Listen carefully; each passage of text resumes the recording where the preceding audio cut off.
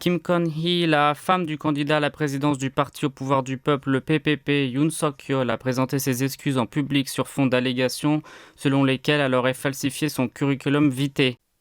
Lors d'une conférence de presse tenue hier au siège du principal parti de l'opposition, Kim a reconnu que pour gonfler son parcours, elle avait inscrit de fausses informations sur son CV, avant d'ajouter qu'elle en avait honte. Elle a aussi fait part de son déchirement de voir son mari sous le feu des critiques à cause d'elle. Kim n'a cependant pas manqué d'appeler le public à ne pas retirer son soutien envers Yoon, en promettant que si son mari devenait président de la République, elle s'en tiendrait fidèlement à son rôle d'épouse. Kim Kon-hee est soupçonnée d'avoir truqué et brodé son parcours académique et professionnel dans ses CV soumis pour des postes d'enseignant dans 3 universités en 2004, en 2007 et en 2013. Yoon Suk-yeol s'était de son côté excusé auprès de la population le 17 décembre dernier pour avoir suscité la controverse entourant son épouse.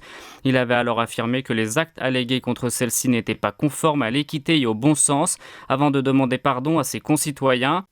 Dans la foulée, le comité de campagne du PPP a rendu public un communiqué afin de calmer la polémique. Dans ce document, la première force de l'opposition a répondu point par point aux accusations formulées à son encontre.